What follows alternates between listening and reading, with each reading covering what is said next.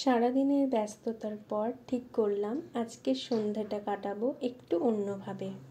তাই তড়িঘড়ি রেডি হয়ে বেরিয়ে পড়লাম সিনেমা দেখতে। শহরের আলো আর সন্ধ্যার হাওয়ায় যেন এক অন্যরকম মেজাজ।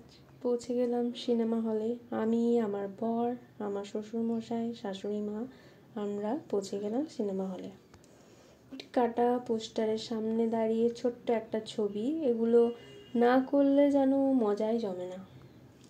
আমরা গেছিলাম দুর্গাপুরে SSR-এ সিনেমা দেখতে।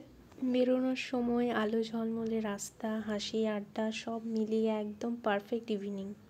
সিঁড়ি বেয়ে উঠতে অবশ্য কষ্ট হচ্ছিল, কিন্তু মনের মধ্যে অদ্ভুত একটা এক্সাইটমেন্টও ছিল।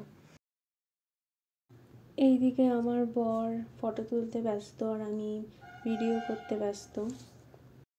আমাদের সন্ধ্যা 7টার শো ছিল। ঢুকে গেলাম এবং যে যার সিটে বসে পড়লাম। সিনেমা শুরু হওয়ার আগে এই মুহূর্তটা আমার সব থেকে প্রিয়। আমরা দেখতে গেছিলাম মহাবতার নরসিমা মুভি।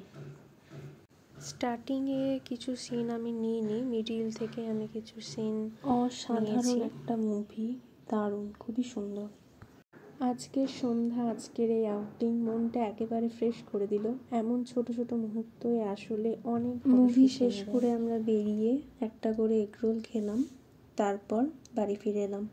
বাড়ি ফেরার কিছুক্ষণ পরেই দেখি অসম্ভব পরিমাণে বৃষ্টি শুরু হয়ে গেল। আজকের মতো এখানেই শেষ। শুভরাত্রি। আবার দেখা হবে পরের একটা ব্লগে। নমস্কার।